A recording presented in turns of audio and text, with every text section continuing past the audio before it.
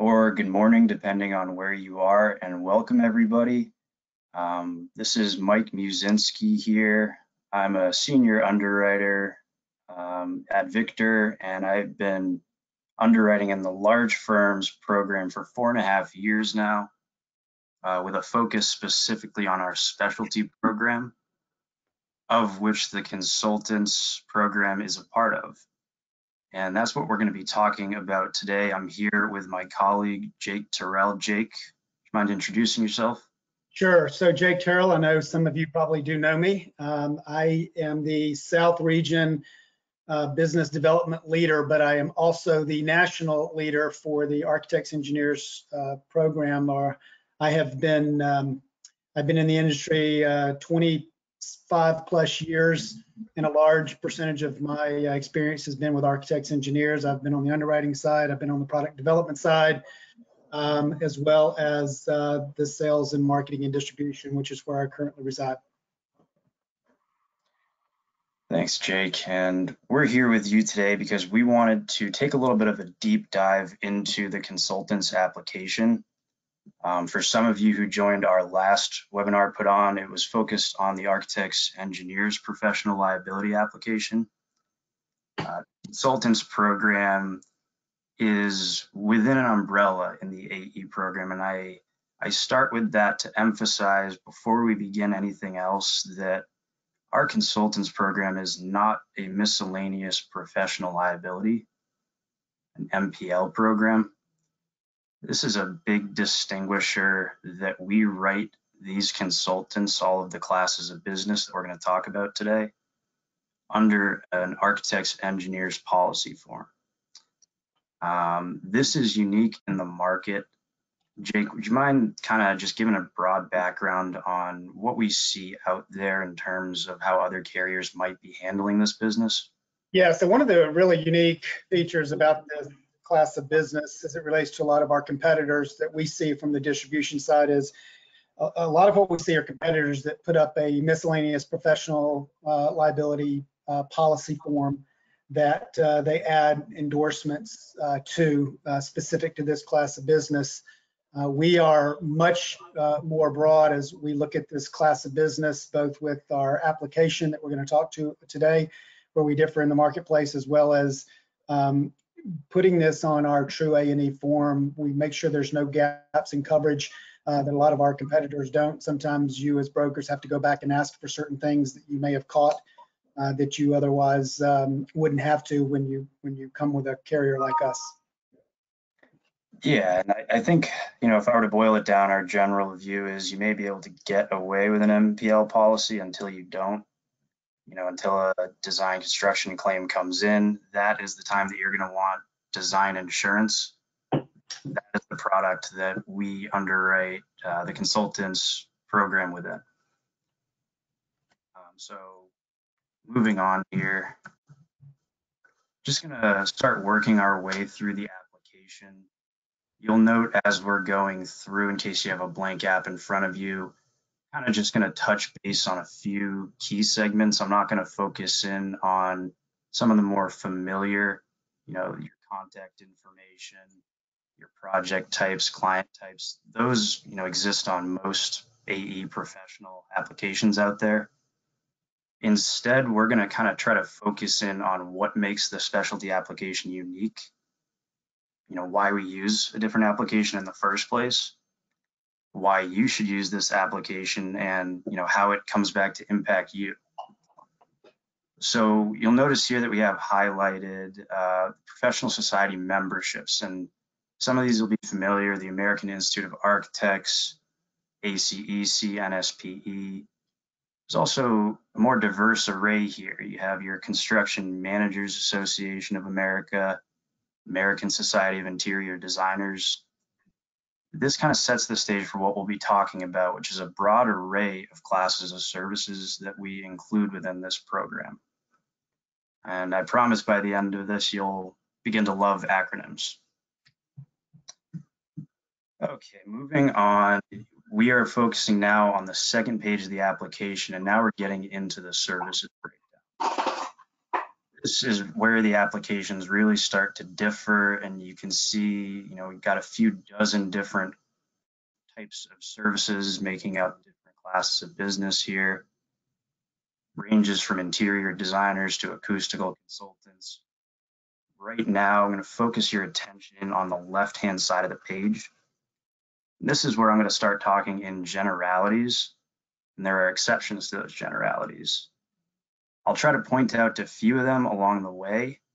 The reason I bring that up is because I don't want to hear anybody going back to our underwriters and saying, hey, Mike told you something. We're talking in generalities here. We're trying to set the stage. If you do have specific questions, we will open that up at the end.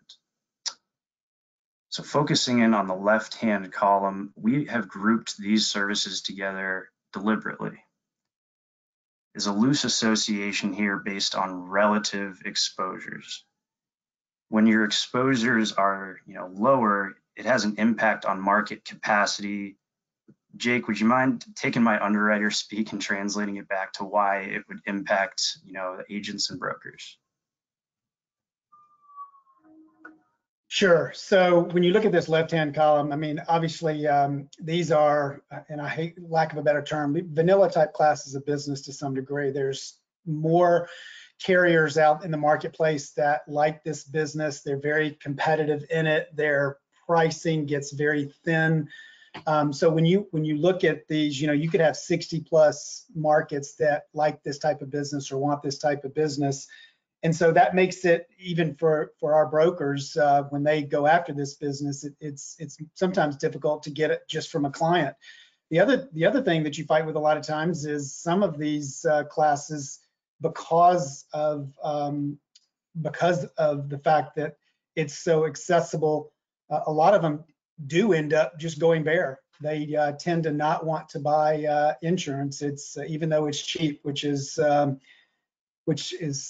obviously not a good thing, but you can't control when they do that. But having, the tons of capacity for these classes of business and tons of competitors really does drive down price. And that can really make it difficult for you as a broker to be going after these classes of business because you need a high volume of them really to make a lot of money overall.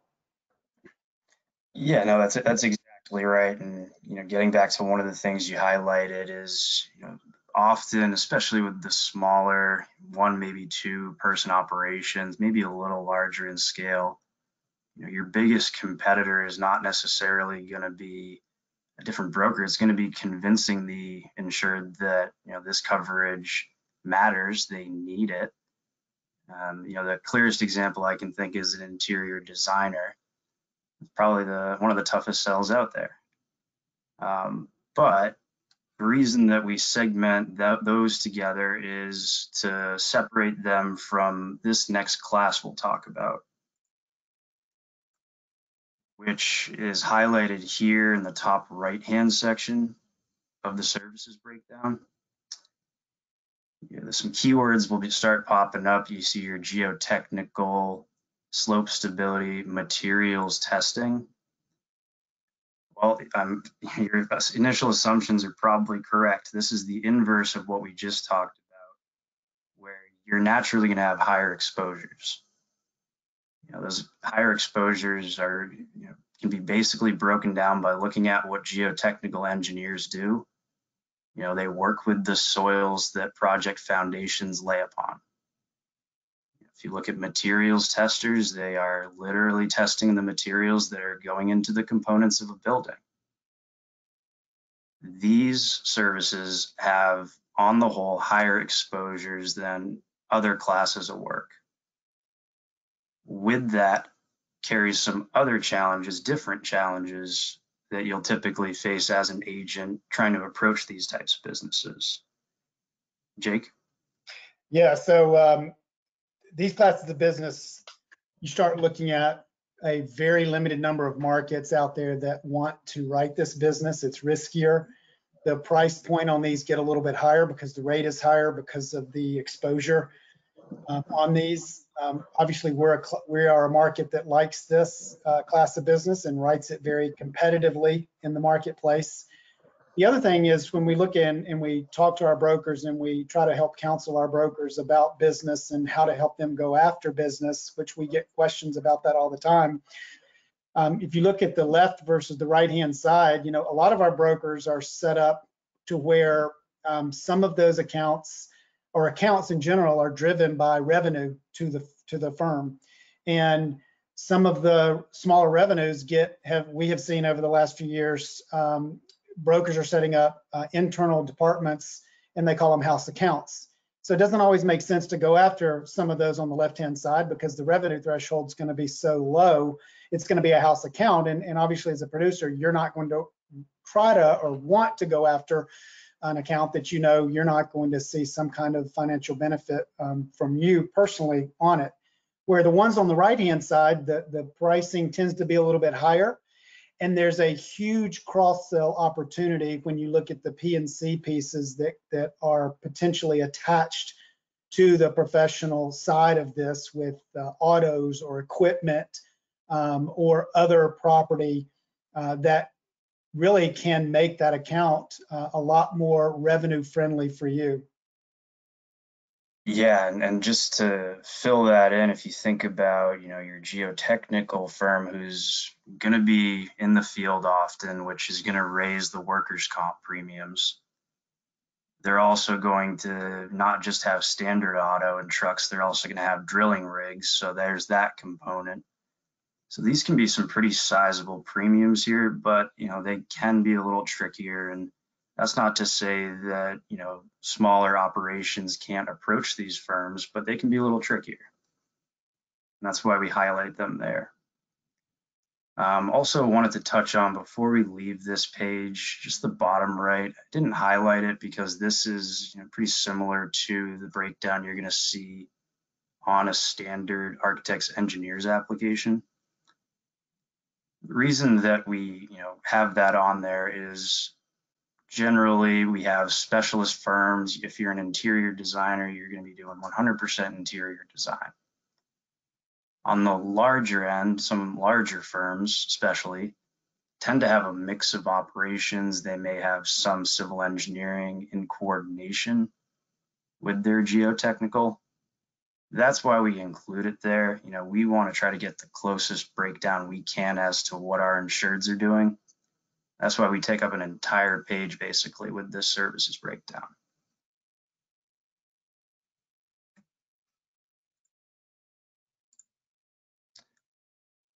Before we leave the services breakdown, I wanted to highlight, this is actually at the top or the bottom of page 1, this highlighted services section here.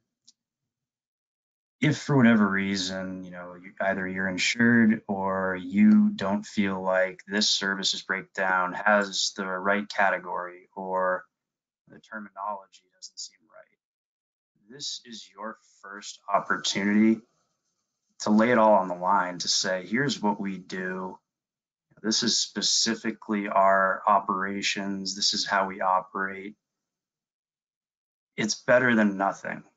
And the reason that I bring that up is to say, we really do strive to try to quote on first pass. Quoting on first pass is only possible for underwriters if we have the information we require to quote. It sounds basic, but at the end of the day, extended back and forth doesn't do anything for any party. Time is money. And Jake, in terms of first impressions, especially if you're approaching an insured, what is being able to secure a quote without having to go back and forth extensively kind of set them up for? Yeah, so one thing I'll say here too is, this services description area for you as a broker gives you a great opportunity to have a really good, robust conversation with your client about what their true services are. One thing that we tend to see a lot, our underwriters are really good at going out to websites. A lot of your clients have websites, and so putting in exactly what they have here, and then it not being the same as what they really do or what they tout on their website. A lot of websites are fluffed and to areas that your clients want to go in or hoping that they're going to be doing that kind of business, but that's not really what they do. And so having the services description here and counseling them about how they really need to project that on their website, it does make it just that much more efficient for our underwriters to really get a good feel for what they're doing. If something is different here than they see on the website, they're probably going to pick up the phone, give you a call and say, hey, look, it says that they're doing phase 1, but then they refer to abatement on the geotechnical side, which we know gets down to phase 3. So it could be very different, a very different risk from an underwriting perspective, and it can really just cause a lot of back and forth that's unnecessary, or it can cause pricing to be kind of out of line of what it really should be. Yeah, and just going back a little bit to highlight one other important aspect of the specialty program versus the AE program is the architects engineers program. Every firm, we require to have a licensed principal, either a licensed architect or a licensed engineer. Our specialty program works a little differently. Licensure is not required to be an insured in our program. There are some exceptions there. You have your geotechnical engineers who are placed in that program. They have to be licensed, but on the whole, licensure isn't required. And so the more description of your practice you can provide on the first go around, that helps us really determine, if the insured has what we determine to be, the credibility in terms of market familiarity and expertise. They're not just picking up an interior design operation from the start with no experience. That helps us out. Yeah, one thing I will say too on that, the non-licensure issue, that's why you see a lot of the competitors having the miscellaneous professional liability app, because part of that on there says that it's not a licensed individual, where you can fall into a trap with that miscellaneous professional liability policy with a carved back endorsement to where you have licensed individuals that might stamp work or other things that are necessary from a true licensed architect or registered professional engineer that gets excluded off those miscellaneous forms. Exactly right. Moving on, right below the services breakdown is our accounting year data section. Every professional app is going to be collecting this information somehow. Our application has this, our specialty application has this additional row here that doesn't exist on our architects engineers application. Remediation or other construction billings. This is something that we ask on this application specifically, I think, for two main reasons. The first is to ensure that, if the services breakdown, say, represents a construction manager, this is another opportunity for us to determine if the type of construction management they are doing is appropriate for the specialty program or for the consultant's program, or maybe it's more of a contractor's E&O type of risk. The second reason that we have it here is because, some of our firms have some incidental remediation, other construction billings, maybe subbed or done in-house. We recognize that, and we can take a certain threshold of construction or contracting revenues. But one thing we don't want to do is be including that in our revenue base, because if it's not a professional service, which remediation, construction, erection, fabrication, demolition, etc., they're not professional services, we are not going to charge based on those. So it's another opportunity to say, make sure you fill that in so we're not overcharging you. I think it's also an opportunity where you can kind of show your expertise to your insured. Jake, can you maybe talk a little bit about how a broker might try to do that as they're going through the application? Yeah, one of the things, when we're looking at this, from an underwriting perspective, and even from the broker's perspective, when you're talking with your clients, I think it's critical to understand the design services versus the construction billings and how that relates from a proportion perspective, as well as the services and the number of employees. An example I'll use real quick, you don't want a one-man or two-man interior design firm that's got 3 million in gross billings. That something doesn't seem to add up from that aspect. That just seems like a low number of individuals. So it's a lot of work that's happening, and it can be a red flag.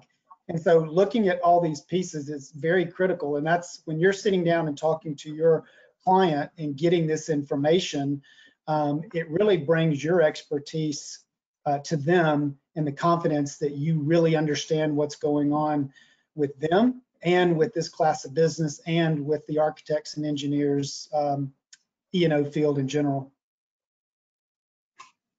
That's exactly right. And I think that it also sets you up for potential referral easier, right? If you can show that you understand what you're doing, I think natural referrals, from one client recommending somebody else who needs insurance, that can come more naturally.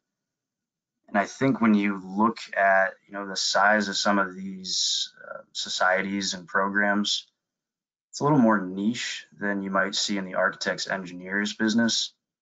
And for that reason, I think that people talk, and it can be a nice way into natural referral chain. So we didn't focus on all of the application, but that's because a lot of it is also going to be seen on your other AE professional liability applications. Like I said, your projects, your clients breakdown. What we wanted to focus on today was what makes it unique and why this application gives you the best shot to a quote pass-through rate on first chance.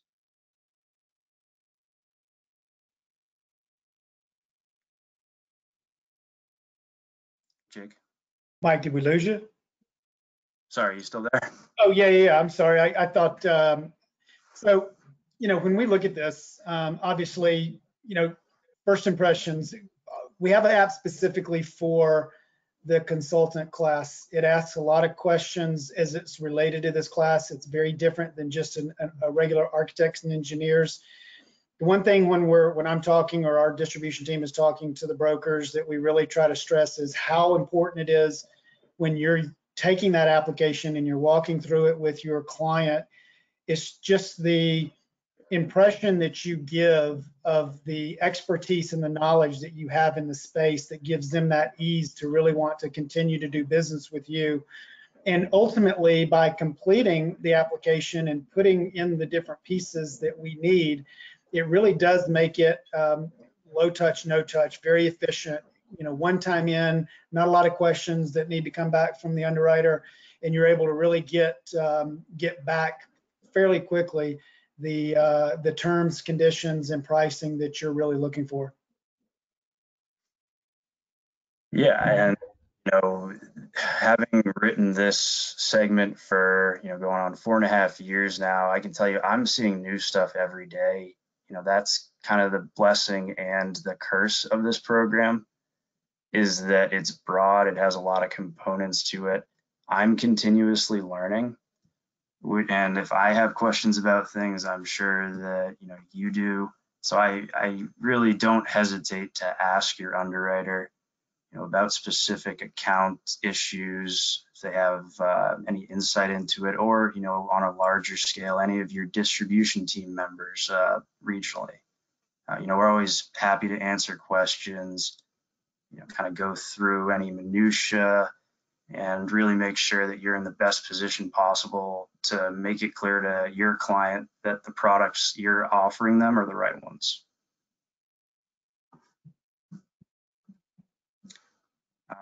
I'm just going to open it up for questions, I think, here. We have a little bit of time. Give it a second here.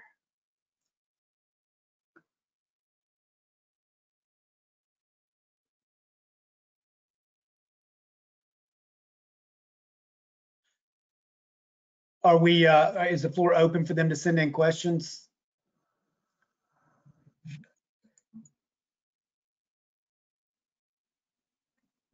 All right, here's a question we have. I know we're talking about our application.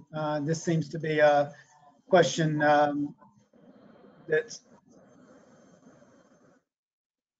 okay. So we got a question in. Would you recommend sending the app to prospects and having them complete or walking through it with them? So Mike, you can pipe in here too, but I would say yes. And the reason I would say yes to walking through the app with them is I think that's where it brings your expertise and your knowledge and confidence for them that you know what you're doing with this class of business for them. Always walking through the app, completing it with them, at least, especially if it's a new client for you. I think it's a very powerful statement to them. Yes, and I think that goes double, triple, maybe even quadruple with someone who's a new purchaser of professional liability insurance, because we work with this stuff every day, but if you're picking up that application for the first time, there's a lot of terminology in there that could be a little overwhelming. So yes, I agree with Jake on that. All right, so last question we have here is, do you accept, even though I know we're talking about our app, do we accept competitors' applications? And the answer to that is yes, we do. What I would caution you in this class of business, first of all, just in general, a lot of times the competitor app is a renewal app. There's not much information we can get from that. At a minimum, we need to see the prior year's app, assuming that's a full app. But what I caution you is, we're still going to then probably have to come back and ask some questions, because all the questions that we're looking for specific to the consultant class are not typically found on a normal or regular A&E application. And that's one of the reasons we have. If you go to our website under our application section, you will see we have multiple apps. They're very similar, but they do have some questions specific to classes of business. And the consultants class is one of those apps that has that. So it's got the right questions that needed to be asked. It can be answered so that it's a one-time send in. Underwriter can evaluate the risk and get terms to you as quickly as possible with minimal back and forth. Agree, and I'll follow it up by saying, please never use the one page that just asks, has anything changed since last year? That doesn't help us. We need a full application. So it can be a foreign application. At the very least, it has to be a full application. All right, so last question we have here, Mike, I think you might be able to answer this. Where does construction staking fall? It's not involved in actual construction, and usually there's not a licensed individual. Is this app the appropriate app? Yeah, so construction staking is a component of land surveying, to my knowledge. And I think if you picked up the land surveyor application on our website, the pieces should start to fill in pretty quickly. So the land surveyor application. All right, so one last question here, because we're running up on time. Do we have a resource center for brokers that helps to define the nuances between the different classes of business? So yes, a couple of things. One, our website. If you've ever been to our website and been able to drill really deep into it, you do get a good sense. There's a lot of information on the different classes of business, and especially when it relates to the applications and how they differ. The other thing I would encourage you to do is Mike, you might want to flip to the next screen. Always reach out to one of us. The underwriter, there is a functionality on our main page of our website that you can find an underwriter. Mike may not necessarily be your underwriter, but there is a functionality you can go and search and find based on where you are, the underwriter that you could have that discussion with as well about some of the nuances, as well as under the broker resources, you will find all of the regional distribution team. There, even though there's leaders, there are individuals that have specific assignments for states, and they are your primary resource that you can reach out to, even if you don't want to use the underwriter functionality locator, you can reach out to your distribution team and they can make sure and get you in touch with the right person. And a lot of them can have a pretty deep discussion about the different classes of business as well. We are not just distribution people. We do have a good understanding and broad understanding of the products that we are helping to distribute. Absolutely. We're all underwriters at heart, I think. Yes. All right. Well, I think we're coming to the conclusion here. We're about out of time. Just really want to thank everyone for joining us. I hope that, whether you've picked up the specialty application one time or you've never seen it or you're familiar with it, you were able to come away with something. And feel free to follow up with any questions.